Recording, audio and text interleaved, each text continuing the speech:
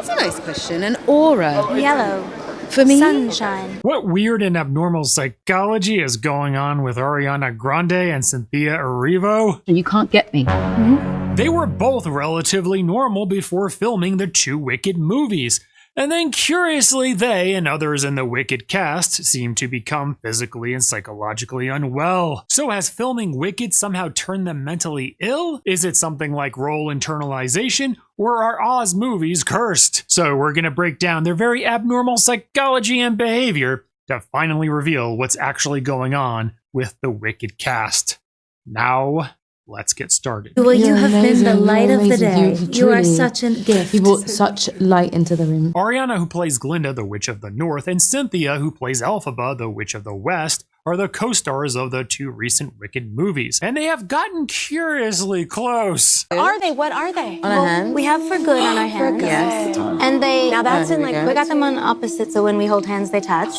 Before Ariana and Cynthia played in these Wicked movies, they appeared to be much more normal, both physically, behaviorally, and psychologically. However, as filming began, they quickly started looking and acting very odd. Something's bothering her. She's gonna I'm fix so sorry. something. I'm I so know. sorry. She's I'm sorry. she's getting the fixing itch. From a behavioral body language perspective, constant unnecessary touching is to remind the other that they belong to each other and to tell the world that they possess one another. Now watch this clip and see what you think of Cynthia's stare. Right, she seems extremely territorial and fixated on Ariana's hug, and her eyes suddenly widen deeply at Ariana when they release that embrace to apparently inspect her level of joy from that hug in what appears to be jealousy. Although they often claim they are not romantically involved, Really sweet how you touch each other. You like to touch like That's a secret skill. jealousy in any type of relationship is psychologically destructive. Do you know why? Right, because it shifts the focus from connection to control, creating an anxious pattern of fear where they constantly monitor the other's reactions, attention, and level of emotional availability. Over time, this erodes trust, amplifies insecurity, and turns even innocent interactions into perceived threats, which can poison their entire relationship dynamic. Although Cynthia seems to show her jealousy much more than Ariana, watch this. Play the clarinet. Do you play clarinet? He played Well, I played- clarinet yeah, I in did Jurassic play it. Park.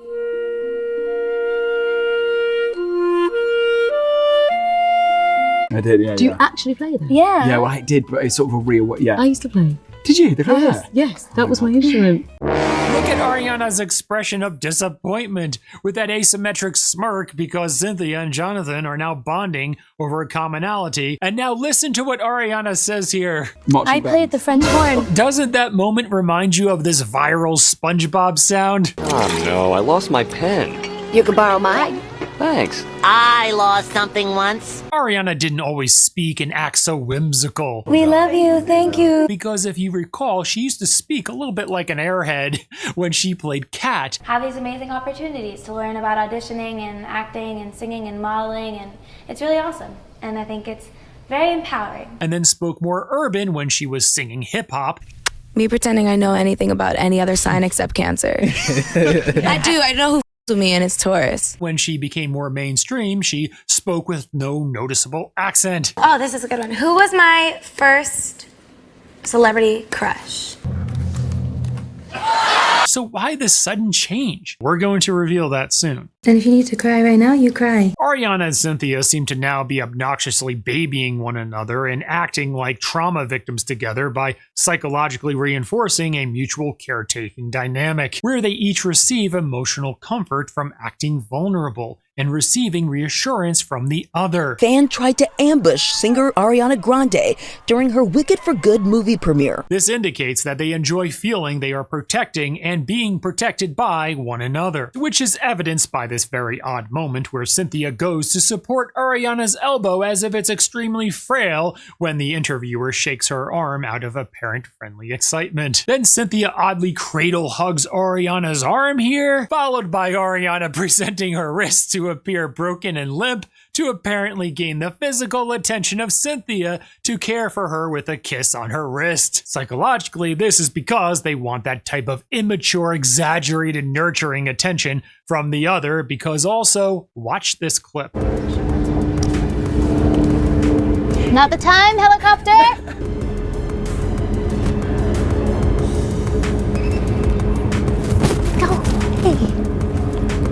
Yes, Cynthia becomes emotional in this interview, and Ariana apparently believes that Cynthia was bothered by the aviation flying above. So Ariana tried to shoo the helicopter away with her hand that was flying at about 5,000 feet above them. But psychologically, why did Ariana do that? Yes, even though Ariana must have known logically that those efforts were futile, she apparently wanted to make sure Cynthia knew she cared about her poor emotional state, to try anything within her power to remove the annoying sky lawnmower. However, it's quite interesting that they only act like this when they are together, because when they are alone, specifically Ariana Grande, acts much more normal. Watch. Burpee is in high knees with Robert De Niro. And he's like, good job, Olivia, good job. And it's like the craziest, most surreal thing. I'm like, what is this movie? What are we doing? Her sister was a witch, right? And what was her sister? A princess! The Wicked Witch of the East, bro! I'm gonna stab him. You're gonna look at me and you're gonna tell me that I'm wrong? Am I wrong? It's my favorite She movie. wore a crown and she came down in a bubble, dog! Cry my glitter off, I'm gonna go blind from glitter. No, you both have to stop. It was Jesus. the highlight of my life. We've cried 500 times today. We've done it today. a lot. We We've can't. been crying since 6 in the morning. We are not doing it. But we just had our own private cry in the parking lot. They apparently cry multiple times a day together, which doesn't appear to be completely authentic, because there doesn't appear to be any real reason to become emotional. Then why do you think they cry so much then? Yes, they're using emotion to proactively create artificial moments of bonding. This is crazy. This is where they can cradle and baby each other because it feels good to feel like a victim with all of that attention. It's okay. It's okay. It's just...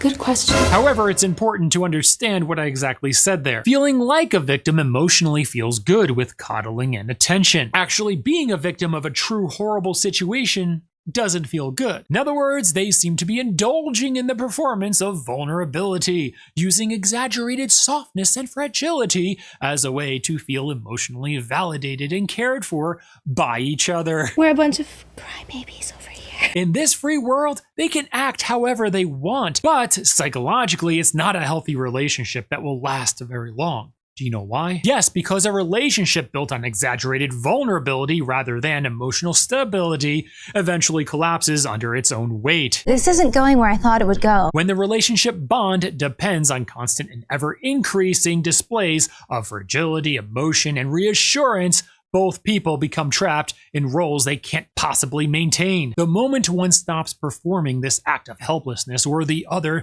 stops providing immediate and nonstop caretaking to the other, the entire dynamic begins to fall apart. This is a nightmare. Relationships built on emotional theatrics rarely survive once real life replaces the fantasy that they've created together. What do you I think? think we'll be... Balanced. Yeah, I think we'll be balanced. Yeah. Oh! Oh, no. Foliage here is better than the foliage in America. Oh, I'll say that. Amen. Notice how Ariana and Cynthia intentionally try to always agree with one another because they seem scared to disagree. If you had to describe each other's aura, what color would it be? That's a nice question. An aura. Yellow. For me? Sunshine. That's incredible. That's a great question to ask. Thank you for that. Yours is pink. It's lovely. Yeah, it is, isn't it? It is, isn't it? It is actually. It is. Are you singing like magenta? Or like, Yes, and then it kind of vacillates. vacillate, So yeah. that- Like it ombres to light right, pink. yeah. This is a hallmark of a very juvenile and immature relationship, where disagreement feels threatening to the relationship. Oh my goodness, that's an amazing question. So they default to compliance instead of authenticity. We won't have to miss each other. We won't have to. We look Nice to like see you. we're always texting. Yes. We're together. We see each other. It appears clear their relationship was originally built on emotional vulnerability, where each interaction becomes bigger, softer, more tearful, and more theatrical in order to keep their bond feeling new and intense. And I hope you will be there for the rest of my life. I will be. And I hope you will be too. And it's been the privilege of my life. Their relationship is the most fling of all fling relationships. What?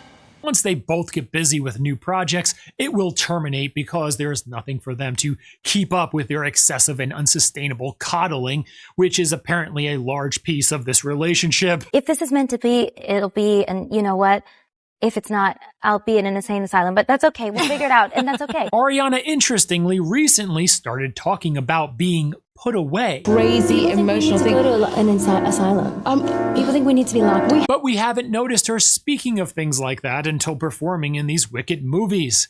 Therefore, what do you think that indicates? Yes, she appears subconsciously aware that there may be something that's psychologically not right with her. What's interesting is that when someone is constantly treated like a victim, it can be a self-fulfilling narrative where a person gradually begins to internalize that identity, feeling damaged, where they start living out that victim role even if it was never really true to begin with. Anyone could feel like a victim because everyone who has ever been on this earth has had unfair things happen to them, which psychologically causes them to be in a constant victimhood reinforcement loop, where they may begin to identify more and more as victims, sadly becoming more and more mentally unwell. It appears Ariana seems to be noticing that she feels less mentally well, and may not even know why, and certainly would never suspect had anything to do with her beloved Cynthia. And don't you even think that that's because I'm part of it?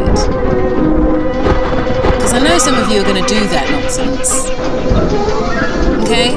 If you could swap wardrobes with someone for a day, who would you choose? Oh, I don't know. What is the most worn piece in your wardrobe? Isn't this superficial Hollywood elitist garbage what most people hate about Hollywood celebs? Congratulations to break every record under the sun. Does it feel good knowing that it more than worked? Isn't there almost nothing more cringe than self-congratulations we see in Hollywood?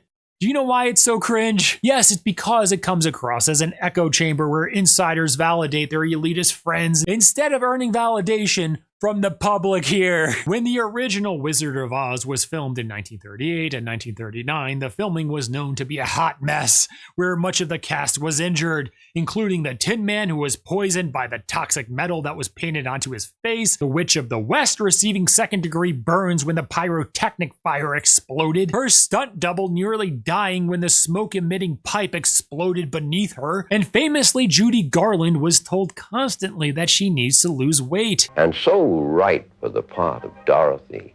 She was just like a little girl from Kansas with great big eyes. She wasn't pretty, just plump.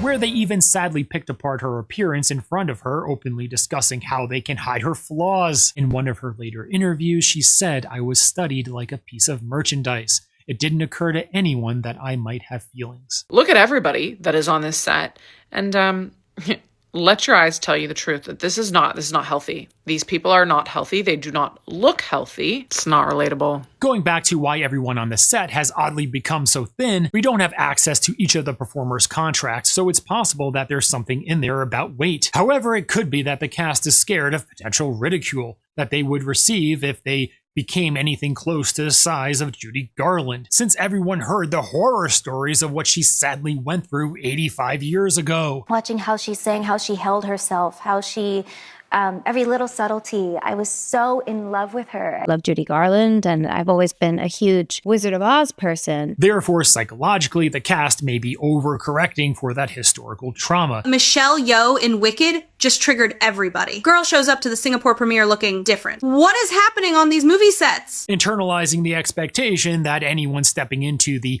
Oz universe must appear young, delicate, and almost unreal, matching the fantasy land of Oz. However, it's hard to believe that the director didn't want them to look that way because it's his version of the movie. Therefore, if it wasn't exactly mentioned in the contract, he could have set up leading conversations with each actor to get them to agree what the size of their character should be, which can subtly push the performers towards the look the production prefers without ever stating it outright, which may not be allowed and is certainly not PC anymore. When the actors were first informed of their parts, they were tearfully excited. You to be our Glinda the Good.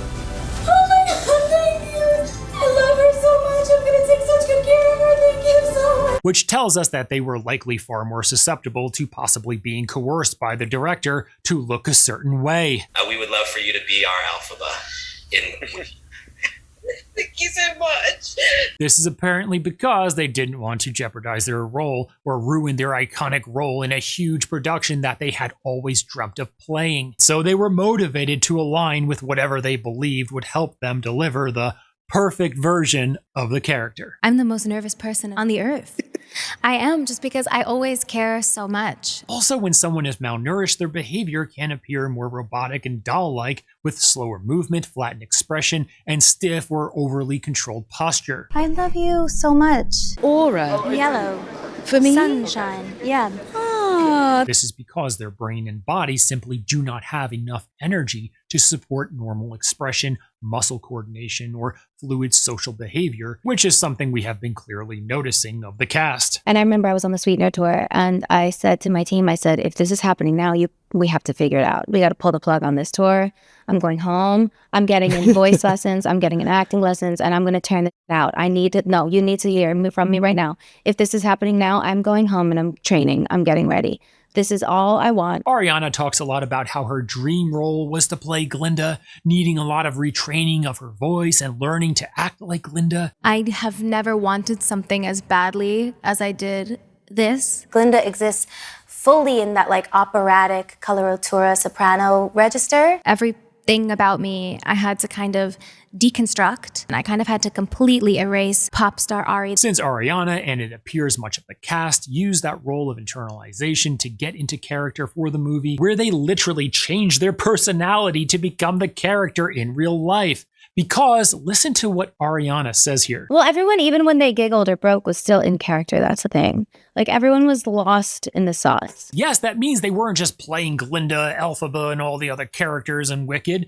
They were living as them. I don't think we had any idea what we were in for. I knew we were all just kind of life before and after Wicked. Ariana becoming Glinda 24/7 actually says a lot here, because it explains some of Ariana's odd behaviors during interviews, especially when she's with the other cast members, because that interaction between them cues her brain to slip back into Glinda's persona. Everything is fake. This is all a lie. The last one. Picking from the bowl. Doesn't this all remind you of that Pioneer Village South Park episode? Everyone down on the ground, now! What is the door code to the tunnel? I'm just a simple blacksmith. Village. Where they were all staying true to their characters to the bitter end? I don't know nothing about no fancy door code. I'm just a simple blacksmith. These Pioneer Village workers are really committed to their job. Interestingly, Ariana seems to use role internalization in just about all of her projects. So instead of having to get in and out of character, she simply becomes the character. When Ariana played Kat in Sam and Cat, she basically became Kat in real life. And we noticed that here in interviews. Keep practicing what you love to do, and if it's meant to happen, then it definitely will. When Ariana sang music in the hip-hop scene, she looked, acted, and spoke more urban. It's a really gnarly plan, but nonetheless, it still has a plan. When she became a more mainstream performer, she looked, acted, and spoke more neutral. The seahorse? The hell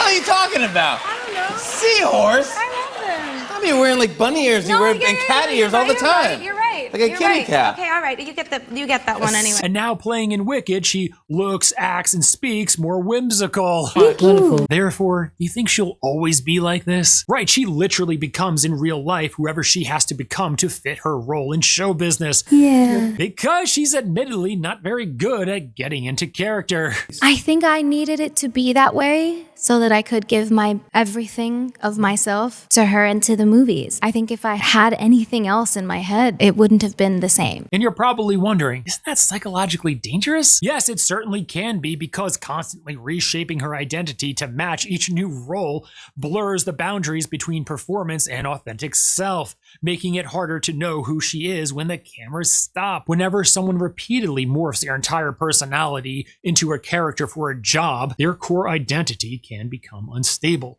which creates emotional whiplash each time they transition into or out of a new character. In extreme cases, this pattern can leave a person feeling ungrounded, dependent on roles for a sense of self, and vulnerable to burnout, causing an identity crisis. Therefore, long-term can possibly lead to many serious mental health issues for someone who keeps completely changing themselves for every role, since the chronic identity shifts can strain emotional stability and create chronic inner confusion. Intertwined forever. Like, she'll always be a part of me. Of course, she'll always be here. But also the reacclimating, I think, will take a while too, you know? So the good news is, if you don't like this Oz version of Ariana, just wait a couple of years, because you may like the persona she transforms into for her next role in film or music better. Take that, you YouTube people. Now in the comments, what do you think of Ariana and Cynthia's relationship? Let everyone know in the comments below. Subscribe for more. And if you want exclusive content and channel perks, you can hit that join button now below, because your support makes all of this possible. My big question in all of this is, where's the Witch of the South? Who's South? Who's the South Witch? I have a feeling that it may have been said in Wicked, but I never saw the movies and I only saw the production once. So if you know, you can let me know who the Witch of the South is. Because it's a little weird, they have East, North, and West. Where's South? Let me know. See you next time.